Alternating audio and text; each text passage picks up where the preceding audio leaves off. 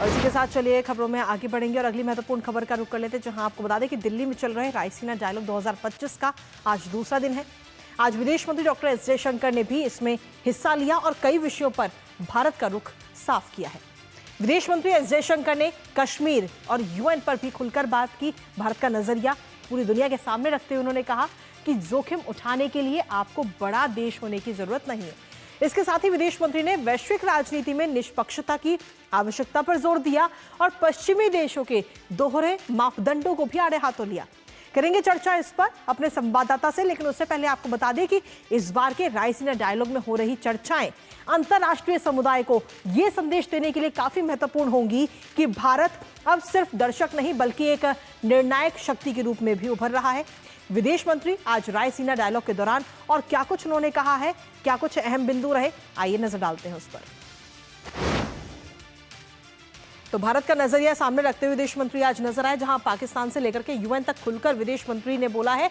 कश्मीर को लेकर यूएन पर, कश्मीर और यूएन पर जब सवाल किए गए तो कश्मीर मुद्दे पर यूएन की भूमिका पर ये सवाल उनसे किए गए थे, जिस पर उन्होंने भारत का नजरिया है वो साफ किया। उन्होंने संप्रभुता और क्षेत्रीय अखंडता पर के महत्व जो है उस पर भी जोर देते हुए विदेश मंत्री एस जयशंकर इस दौरान नजर आए। साथ ही द्वितीय विश्व युद्ध के बाद से कश्मीर पर अवैध कब्जा, ये बात उनकी तरफ से कही गई है। इसके अलावा उन्होंने कहा कि यूएन का जो रुख है जहां आक्रमण को विवाद में बदला है, ये बात उनकी तरफ से कही गई। उन्होंने कहा कि यूएन का क्या रुख जहां आक्रमण को विवाद में बदल दिया गया, हमलावर और पीड़ित को बराबर रखा गया, ये बात विदेश मंत्री की तरफ से कही गई है कि जब भारत ने यूएन का रुख किया था तो उस दौरान हमलावर और पीड़ित को एक ही बराबर माना गया। इसके साथ ही उन्होंने ब्रिटेन, कनाडा और यूएस जैसे देशों की भूमिका पर भी सवाल उठाए हैं।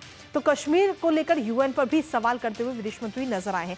इसके साथ ही और किन किन मुद्दों पर उन्होंने बात रखी है, एक बार उस पर भी नजर डाल लेते हैं।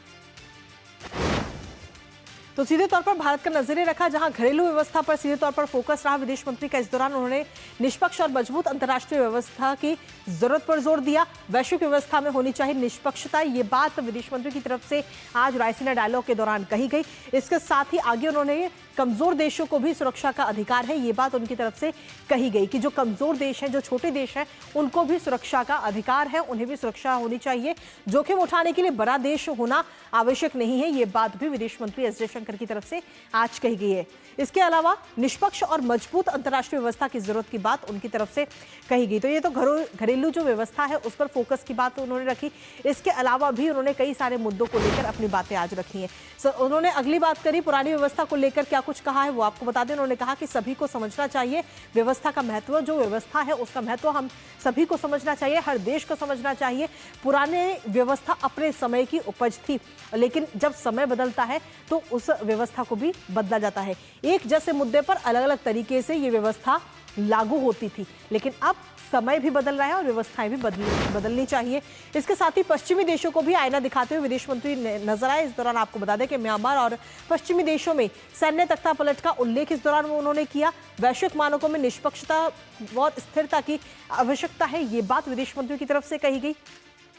इसके साथ ही उन्होंने सीधे तौर पर वैश्विक व्यवस्था की गहन समीक्षा का भी आह्वान उनकी तरफ से किया गया। साथ ही उन्होंने दुनिया में शक्ति के बदलने संतुलन को मान्यता देने का भी आग्रह किया है। तो ये तमाम बातें आज उनकी तरफ से कही गई, यानी कि सीधे तौर पर कई सारे मुद्दों को लेकर जो भारत का नजरिया है पूरी दुनिया के लिए, वो नजरिया रखते हुए आज नजर आए हैं विदेश मंत्री एस जयशंकर रायसीना डायलॉग के दौरान। इसी पर ताजा अपडेट ले लेते हैं। हमारे साथ में हमारे सहयोगी अखिलेश सुमन इस वक्त जुड़ रहे हैं, सीधा उन्हीं का रुख करेंगे। अखिलेश, हालांकि अगर हम देखें तो कश्मीर के मुद्दे को लेकर संयुक्त राष्ट्र में पाकिस्तान ने जब जब ये मुद्दा उठाया तब तब उसे मुंह की खानी पड़ी है और तब तब भारत की तरफ से सीधा जवाब उसे दिया गया है। लेकिन इस बार रायसीना डायलॉग के दौरान आज दूसरा दिन है और विदेश मंत्री एस जयशंकर ने कई सारे मुद्दों को लेकर चीजें साफ कर दी हैं, भारत का नजरिया पूरी दुनिया के सामने साफ कर दिया। बिल्कुल बिल्कुल, विदेश मंत्री एस जयशंकर एक ऐसे सेशन में भाग ले रहे थे जिसका बहुत ही रिलेवेंस था, बहुत ही प्रासंगिक था वो session, thorns and thrones, defending the integration of Nations.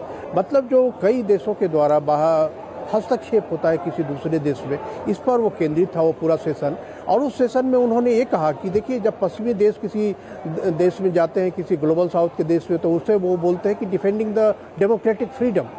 और जब कोई ग्लोबल साउथ का कोई देश पश्चिमी देशों में जाता है तो उसको वो बोलते हैं कि ये जो है मेलाइन इंटेंशन से आए हैं। तो उन्होंने एक तरीके से ग्लोबल साउथ और जो ग्लोबल नॉर्थ है, खास करके जो विकसित देश है जिनका कोलोनियल एक एटीट्यूड रहा है कई मामलों में, उस पर उन्होंने प्रहार दिया। और इसी क्रम में उन्होंने कहा कि यूएन में जब भारत गया था कश्मीर के मुद्दे पर, तो उस पे बाद हुआ क्या कि पाकिस्तान और भारत दोनों को एक ही तराजू में रख दिया गया, दोनों को बराबर कर दिया गया, जबकि पाकिस्तान ने अटैक किया था और भारत उसका विक्टिम था। तो एस जयशंकर बहुत ही साफ गोई से एक आईना दिखा रहे थे पूरे वेस्ट को, जो लंबे समय तक दुनिया की सभी चीज़ों पे, राजनीति पे, दुनिया के अर्थतंत्र पे, दुनिया की सैन्य ताकत पे, सब पे कंट्रोल था उन्हें। आज जब दुनिया डिसेंट्रलाइज हो रही है, भारत दुनिया के सबसे बड़े देश, सबसे बड़े लोकतंत्र के रूप में दुनिया में अपनी छाप छोड़ना चाहता है। एस जयशंकर ने साफ साफ कहा कि हमारा जो इंटेंशन है, हमारा जो पूरा उद्देश्य है कि दुनिया में एक बड़े पावर के रूप में उभरना,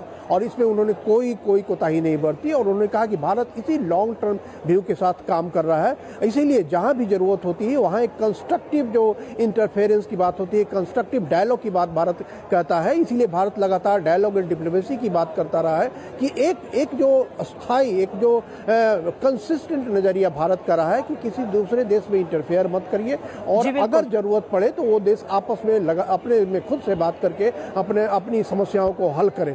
तो यह एक बहुत बड़ी बात थी आज के दिन में, जबकि देखिए रसिया और यूक्रेन के बीच में एक कॉन्फ्लिक्ट है, उस पर बातचीत चल रही है।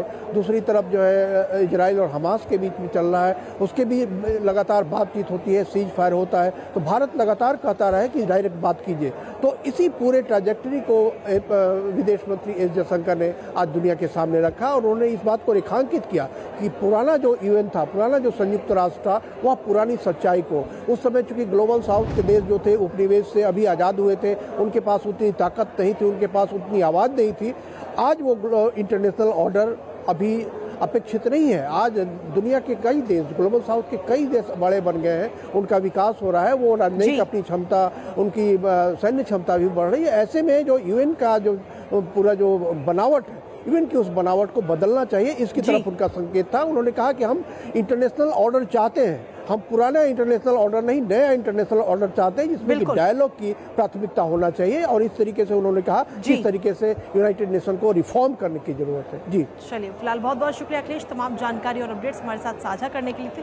तो कुल मिलाकर भारत का जो नजरिया है वो पूरी दुनिया के सामने आज रायसीना डायलॉग के दौरान विदेश मंत्री एस जयशंकर की तरफ से रखा गया, जिस पर अब सीधे तौर पर यह कहा जा सकता है कि भारत अब वो भारत नहीं है जो पहले हुआ करता था। अब कई सारी चीजें बदल गई हैं। फिलहाल बहुत बहुत शुक्रिया अखिलेश।